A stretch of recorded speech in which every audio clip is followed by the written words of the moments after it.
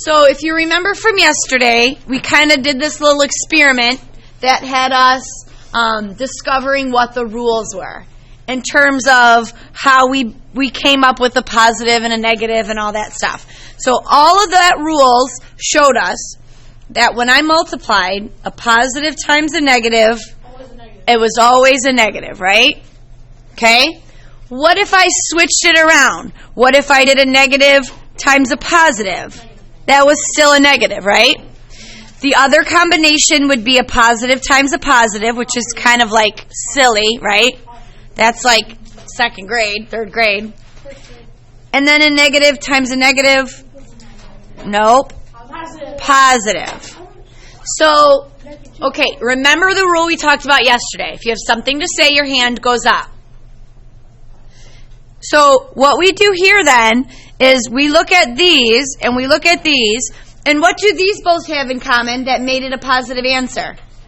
The signs were the same. Both of these had what in common?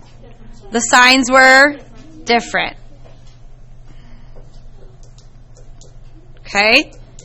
So to start today's lesson, before you do, I'm going to give you kind of like a little cheat sheet. Man, does that kind of look confusing. That is just instead of using P's and N's like we did here, they used a plus sign or a minus sign. Positive and positive is positive. Negative and negative is also positive. Got it? And you know what else they did? They did the division part of it. But I want to kind of show you. Let's do this. So if I have a positive divided by a negative, I get a negative. If I have a negative divided by a positive, I get a... Because the rules are the same. If the signs are different, it's still negative, whether it's multiplication or division. The rules are the same. Okay? Which means if I have a positive divided by another positive, it's positive. But a negative divided by a negative is also positive. Okay? So I'm going to start by kind of showing you what you probably think is the most confusing part about this. I spent weeks hammering it into your head that a negative plus a negative is a negative. Right? So like a negative plus a negative, that's true. A negative 8 plus a negative 4 is a negative 12. That's true. But then I'm going to turn around right when you got that in your head and ask you to do a negative 8 times a negative 4. So think carefully about what this answer is going to be. This is a negative 12, but this is positive 32. You got to multiply them instead of... I know what you meant. Yeah. Yep. So multiply them instead of add them. Okay?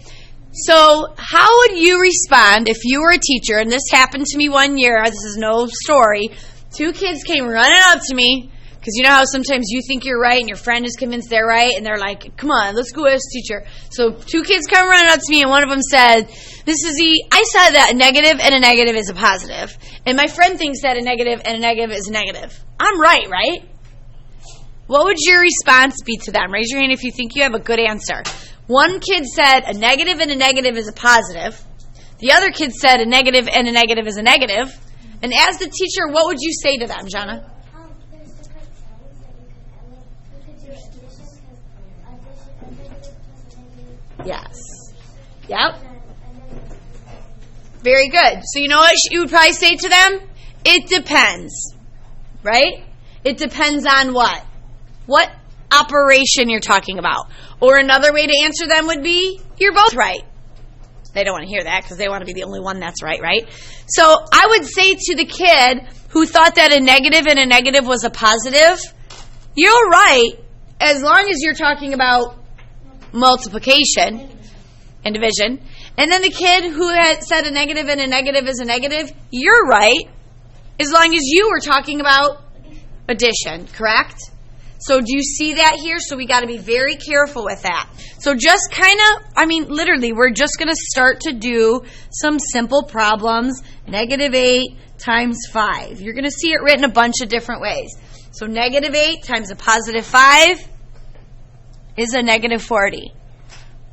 What's another way to get negative 40 except make the 5 negative? Then what about the 8?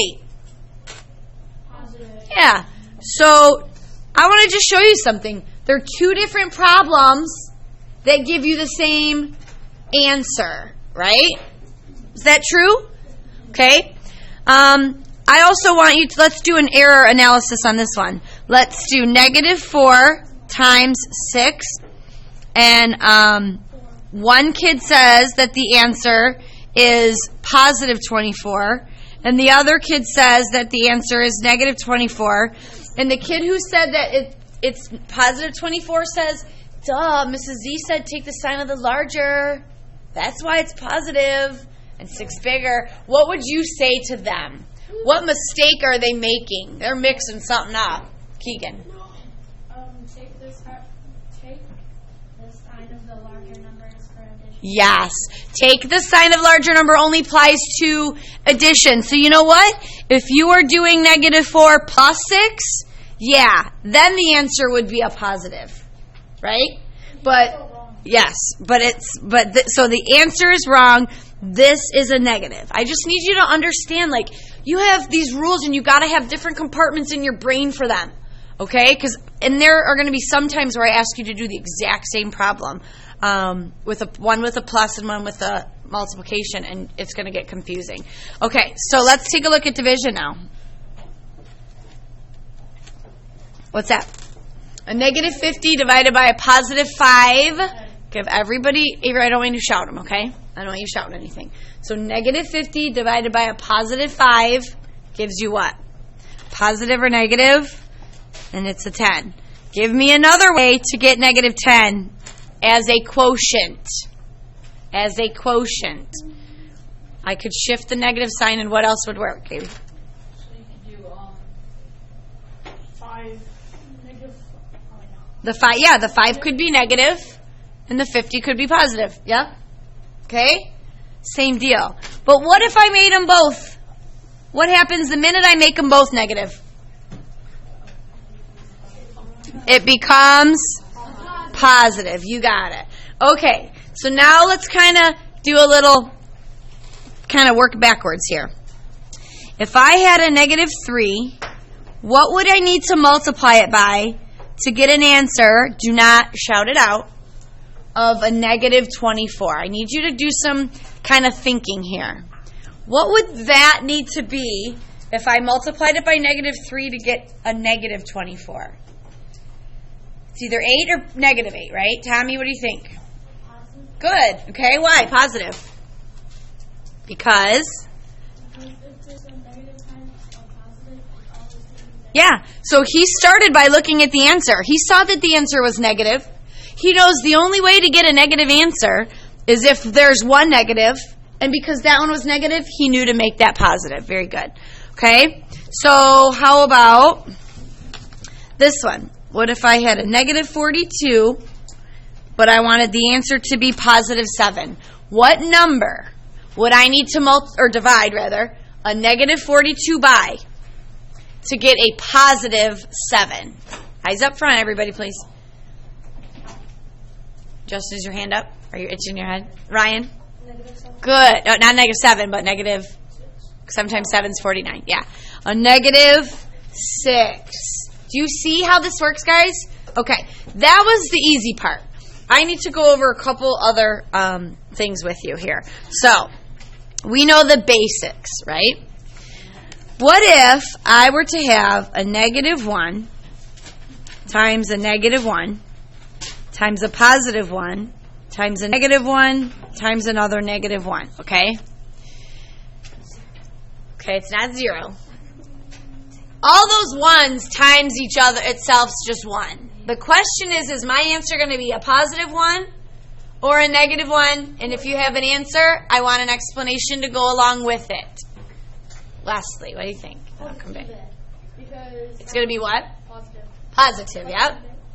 Because those 4 negative ones go together to make positive ones. I love it. He said that those 4 go together. And what I like, and I'm going to try to get more words out of you in a minute, but he's on the right track. He said these two each have a partner and they make a positive. These two have a partner and they make a positive, and they're all positive now, right? Okay? What if I had -1 times 1 times 1 times 1 times 1? Somebody said that the answer would be +1 because there's more positives. No. I could have 100 positive ones and 1 -1, and my answer would still be what, Naya? Negative. Who has an explanation for that for me? Why is that? Go ahead. Ryan. Oh, because a positive times a negative is Yeah, so it's kind of like this gives you a negative. You're going to multiply it by another positive, but there's a better, like another way that, and here's what I want you to think about. When you have 31 kids in a class, and the teacher says everybody find a partner, what happens? There's 15 people in a pair, and 1 person without a partner. So, if what kind of number is 31? An odd. Thank you. That's what I was trying to get you to say. So, when there's an odd number of people / negatives, there's not enough for everybody to form a pair, right? So this is going to sound silly, but when everybody has a partner, everybody's happy, and happy means positive. When is the only time everybody has a partner? When it's even. So when it's even, everybody has a partner, everyone's happy. Happy means positive. Meaning when there's an even number of negatives, all the negatives partner up. When there's an odd number of negatives, somebody's left out. And when that person is left out, they feel sad. And sad is what kind of an emotion?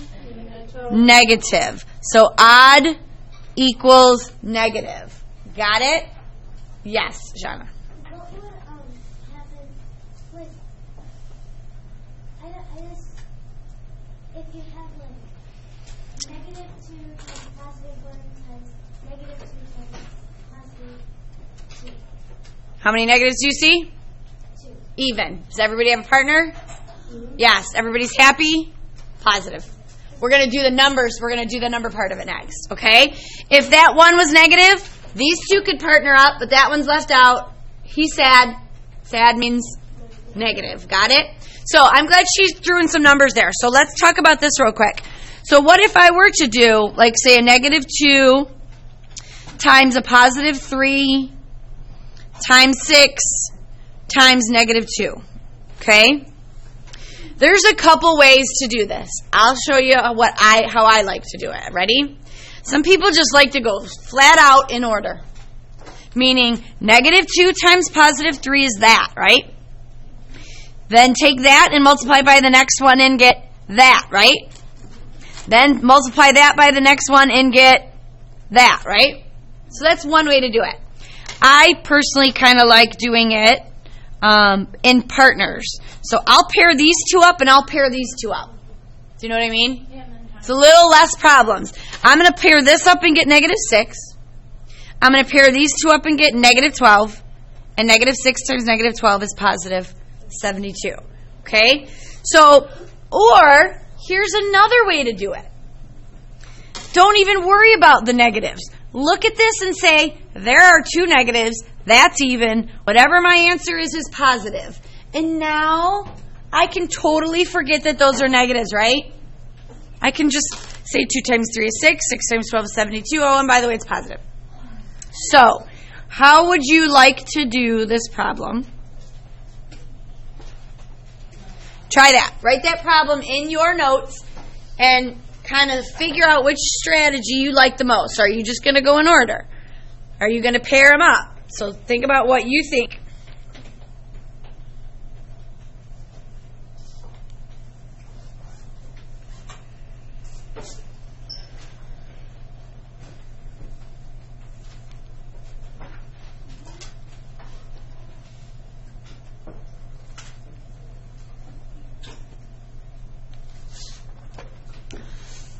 Okay.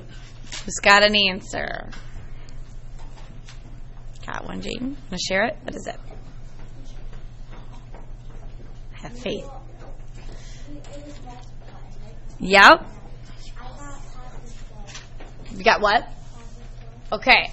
I think she added, right? So we all want to multiply them.